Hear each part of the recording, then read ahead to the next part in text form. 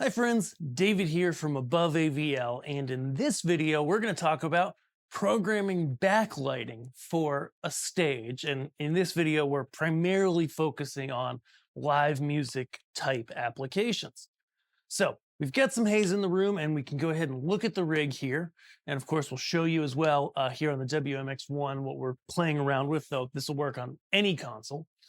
So when it comes to backlight, I think a lot of people honestly overcomplicate things. They get into it and they think, oh man, I have to have all these different backlight positions and come up with all this unique stuff. And I think people honestly just overcomplicate it. Let me show you. So when it comes down to it, when you're thinking about making graphic looks in the air for backlight, and I'm just going to go ahead and turn off the beams and just use the wash fixtures for right now that are overhead. So we'll go ahead and we'll make those lime. Why not? When it comes down to it, there's really only a few types of different looks that you can do. Okay. So for example, this is straight out, focused on the stage. Now, this may be as it is here, just straight, or the lights may be tweaked a little to hit individual band members. Okay. And, with any of these positions, we're primarily talking about pan. Okay. Right. Because I've got this position and I can go and, I can do it here. I can do it here. I can do it, here. There's all these different places I can do it, but it's essentially the same thing, the same pattern side to side, right? So if I get out of that, then I can go ahead and go to the backdrop. So you could always light the backdrop with your backlight lights. And in a music type show, that can often give a really nice break in the action to make something just a little bit more interesting, a little different. Okay. Next, you can go up, as I mentioned, to the ceiling, or as a blinder. This is a cheaper mini moving head. These are from Color Key, but they're awesome for what they are. But that's as high as it tilts up. But you can go to the ceiling, you can come, etc. Okay, so then after that, what we're gonna have really is fan type looks in terms of backlight. Okay, and fans are just literally side to side spreads. So right now I'm focused in at the middle. I can adjust it. Right? Went a little too far. And now, it's a wide, it's fanning outward, but it's essentially the same type of thing, right? And then last, which is a little harder to do on the WMX right now, though there's a new firmware coming, we can go and we can do things that cross in the air and, individually where they're making X's in the air, or ones that just make a cross where the left and the right cross each other. And ultimately, honestly, this could be the shortest video on backlight positions known to man. That's about it. We're talking, I mean, you could come up with between all this, maybe 9 or 10 different positions. I know we have an older video and an article that walks through like the 10 different positions that you can do with moving heads. And that's pretty much it.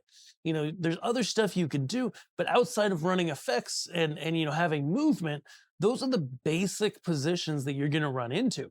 So how do we make it look interesting, right? Because it seems basic, right? You're like, hey, this seems really basic. Well, the fun comes when you have more to work with, right? So if we go ahead and we bring on a second set of lights, now we're looking at, okay, the first set of lights is doing an X's, and the second set can do this or do that, right? And, in combining the two, we can go ahead, oops, I have my live edits on. We can go ahead and, just get different combinations, right? By trying different things. Putting them, oh, that one I didn't program anything on. Just trying different patterns, putting them in different places.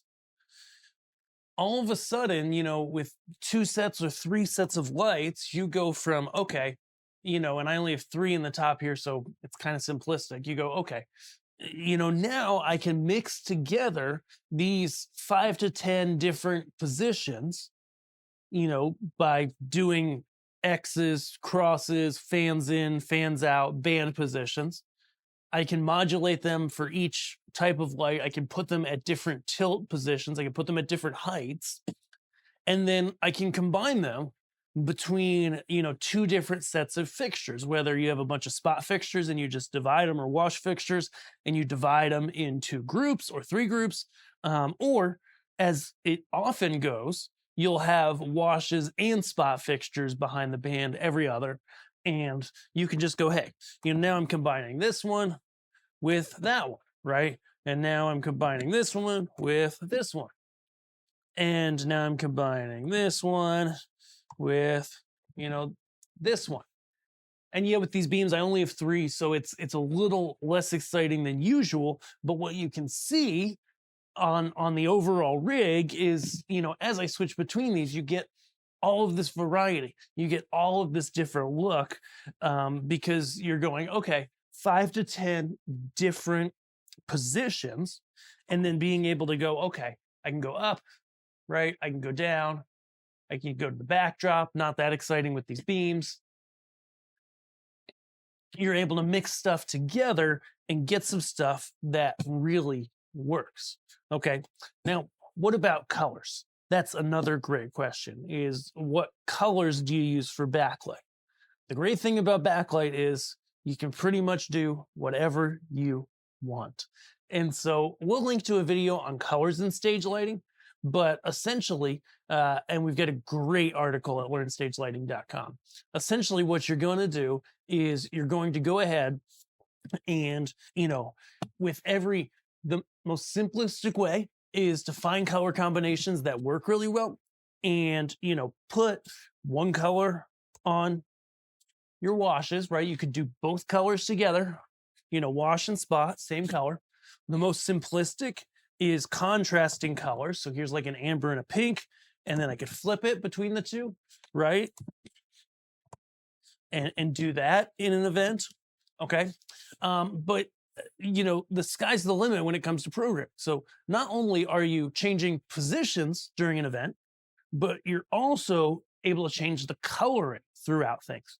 And so, I can go and, switch between these groupings, but then there's so many other groupings I can do too, right? Because if I go and I'm just looking at my spots or my washes, sorry, and now I just go, okay, now I'm every other, right?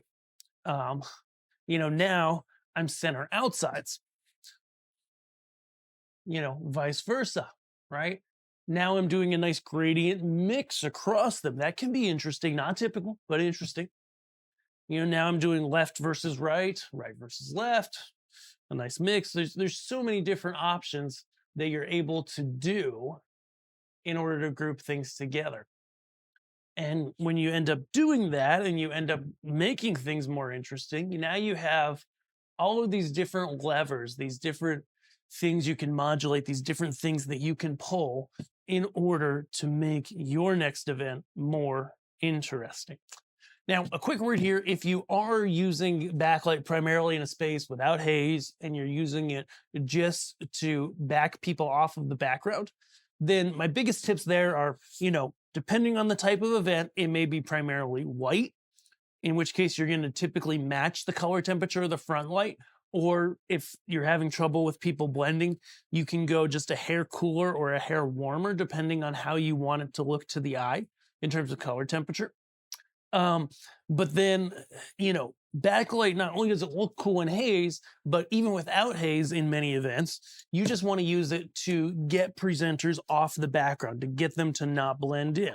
And so like a good example here is if I go ahead here and bring these backlights into red, okay, and then I step into it here, and I know it's a small short space in red, right? I'm more likely, and it's true, this shirt has black edges to it, but I'm more likely to blend in to the background, right, with red on red. So contrasting, changing that color so it doesn't match perfectly can also help there with things like that. Awesome. If you're brand new to this and you learned a lot from this video, then you're going to learn even more when you go to learnstagelighting.com and grab our free guide, The 3 Things I Really Wish I Knew Before I Began with Lighting. 3 steps to getting started with lighting. You're going to grab those into your email. We'll shoot that over to you. And then when you need any equipment, when you need lights, anything else you think, hey, what David's got in here is cool, or I need something with a little more gusto for my stage, then head over to Above AVL, add some stuff to your cart, request a quote. We want to get you your personalized pricing. We want to help you get exactly what you need so that you can go create some awesome lighting just like this. Thanks so much for watching and have a great day. We'll see you in the next video. Bye.